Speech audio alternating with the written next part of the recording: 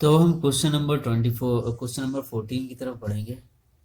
Question 14 हमारे पास है, the line segment joining P and Q.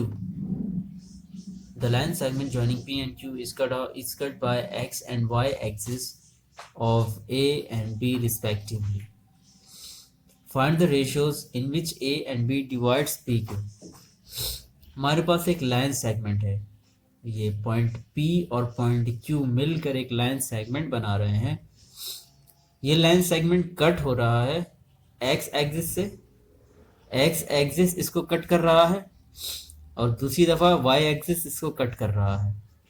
x axis इस line को पॉइंट A पर कट कर रहा है और y एक्सिस इस लाइन को पॉइंट B पर कट कर रहा है।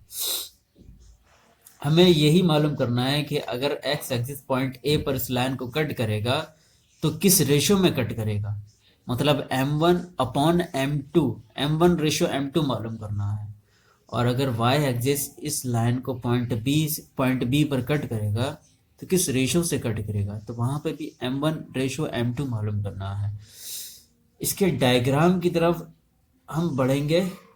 सबसे पहले डायग्राम देख लेते हैं। मान लें कि इस लाइन को पहले x एक्सिस ने इस लाइन को कट किया। ये लाइन पी क्यू है, इसको x एक्सिस ने इसको कट किया पॉइंट A पर। अब किसी न किसी रेशो में कट किया होगा तो उसको हमने m1 बोल दिया और m2 बोल दिया। m1 और m2 के रेशो में डिवाइड कर रहा है पॉइंट A इस लाइन पी क्यू को। अच्छा, जो पॉइंट A है उसका कोऑर्डिनेट क्या होगा? हम जानते हैं पॉइंट A जो है वो x एक्सिस पर है। x एक्सिस पर है, इसका मतलब उसका x कोऑर्डिनेट तो होगा पर y कोऑर्डिनेट उसका 0 होगा। इसलिए हमने इसके x y कोऑर्डिनेट को x, 0 लिख दिया। अब इस सवाल को सॉल्व कैसे करेंगे? हमने इसके सॉल्यूशन में लिखा वही सारी बातें लेट कर लिया कि जी x एक्सिस के लिए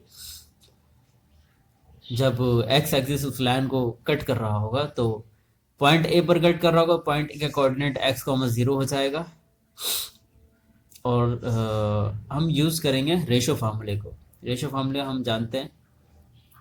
रेशो फार्मूला का जो पॉइंट ऑफ डिवीजन होता है उसका एक्स वाई कोऑर्डिनेट बराबर होता है रेशो फार्मूले के मुताबिक m1 x2 plus m2 x1 divided by m1 plus m2 और y coordinate m1 y2 plus m2 y1 divided by m1 plus m2। अब हमारे पास जो गिवन कंडीशन उसके मुताबिक x1 क्या है, x2 क्या है, y1 क्या है, y2 क्या है, वो हमने लेट कर लिया। यहाँ पर हमें 2 पॉइंट दिया था, पॉइंट P दिया था, पॉइंट P का कोऑर्डिनेट ये था, हमने इसको x1 y1 सपोज कर लिया। पॉइंट Q का कोऑर्डिनेट ये था, हमने इसको x2 y2 सपोज कर लिया। और जो पॉइंट ऑफ डिवीजन A है उसका जो कोऑर्डिनेट x, y कोऑर्डिनेट है उसका हमने x और 0 x, 0 ले लिया क्योंकि वो x एक्सिस पर है वो पॉइंट, तो वहाँ पर y कोऑर्डिनेट 0 होगा। अब हमने सारी वैल्यूज़ को यहाँ पुट कर दी तो हमने ये पाया कि जो x कोऑर्डिनेट है वो हमारे पास ये जो पॉइंट ऑफ डिवीजन का x कोऑर्डिनेट है वो हमारे पास ये निकल कर आया, सही। और जो y कोऑर्डिनेट है वो हमारे पास ये निकल कर आया। तो हमने इसको इक्वेट कर लिया, हमने इसको x कोऑर्डिनेट को अलग कर दिया, y कोऑर्डिनेट को। x कोऑर्डिनेट से हमारा काम नहीं है, हमने यहाँ से y कोऑर्डिनेट को इक्वेट किया। हमें यहाँ पे y कोऑर्डिनेट 0 है, y कोऑर्डिनेट इसके बराबर है, मतलब 0 बराबर है इसके। ये m1 प्लस m2 वहाँ 0 से मल्टीप्लाई हो गया, यहाँ डिवाइड हो रहा था, वहाँ जाकर मल्टीप्लाई हो गया। यहाँ सिर्फ बचा -4m1 प्लस 10m2। ये माइनस का 4m1 वहाँ जाके प्लस का 4m1 हो गया।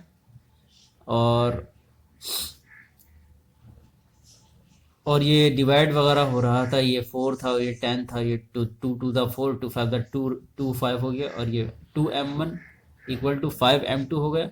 यहाँ m1 अपॉन m2 हमको करना है तो इस ये m2 यहाँ मल्टीप्लाई हो रहा है, इक्वल टू के वहाँ जाएगा डिवाइड में m1 के नीचे आ जाएगा। और ये 2m1 से मल्टीप्लाई हो रहा है, इक्वल टू के वहाँ 5 के नीचे डिवाइड में आ जाएगा। तो m1 अपॉन m2 बराबर हो गया 5/2 के। एक रेशो हमको मिल गया कि जो जो एक्स एक्सिस है वो लाइन पी क्यू को 5 और 2 में 5 और 2 के रेशो में डिवाइड कर रहा है। अब देखते ज़रा वाई एक्सिस इस लाइन पी क्यू को किस रेशो में डिवाइड करेगा। तो फॉर वाई एक्सिस इसके लिए डायग्राम कुछ इस तरह से होगा। ये लाइन पी क्यू है, वही कोऑर्डिनेट, पी का वही कोऑर्डिनेट, वाई क्यू का वही कोऑर्डिनेट। अब जिस पॉइंट पर वाई एक्सिस इस लाइन को डिवाइड कर रहा है वो बी है, उसका कोऑर्डिनेट एक्स कॉमा वाई होगा। और हम जानते हैं ये पॉइंट वाई एक्सिस पर है तो एक्स कोऑर्डिनेट 0 होगा, वाई कोऑर्डिनेट कुछ ना कुछ होगा, उसको हमने वाई ही लिया। और ये हमने सपोज के लिए कि ये m1 m2 के रेशियो में वाई एक्सिस इस लाइन को डिवाइड कर रहा है। वही सारी चीज़ें लिखी हुई है जो रिलेट कर लिया। पॉइंट बी है जो वाई एक्सिस पर है, जो कि डिवाइड कर रहा है पी क्यू को m1 रेशो m2 में। और रेशो फार्मूले से हम जानते हैं कि जो पॉइंट ऑफ डिवीजन होता है उसका कोऑर्डिनेट एक्स कॉमा वाई किसके बराबर होता है, एक्स कॉमा वाई बराबर होता है इसके। अब ये हम ऊपर देख चुके हैं। तो हमने यहाँ पर x1 क्या है, x2 क्या है, y1 क्या है, y2 क्या है, तो हम पहले वो लेट कर लेंगे कि जी ये पॉइंट P का जो कोऑर्डिनेट है ये x1 y1, पॉइंट Q का कोऑर्डिनेट x2 y2 है, और ये x कॉमा y है जो कि 0 कॉमा y के बराबर है। तो सारी वैल्यूज को यहाँ पुट कर दिया। x कॉमा y की जगह 0 कॉमा y, x2 की जगह x2 की वैल्यू, x1 की जगह x1 की वैल्यू, ये सारी वैल्यूज पुट की, इसको सॉल्व किया। उसके बाद हमने ये पाया इस तरह से ये आ गया, जहाँ पर x कोऑर्डिनेट इसके बराबर आया और y कोऑर्डिनेट इसके बराबर आया। y कोऑर्डिनेट से हमारा काम नहीं है, हमने x कोऑर्डिनेट को इक्वेट कर दिया कि जी x कोऑर्डिनेट x के बराबर है, तो मतलब 0 बराबर है इस पूरी चीज़ के। ये m1 प्लस m2 वहाँ जाकर 0 से मल्टीप्लाई हो गया तो 0 हो गया। यहाँ बचा सिर्फ 0 equal to 6m1 minus 8m2, minus का 8m2 इक्वल टू के वहाँ जाके प्लस का 8m2 हो गया।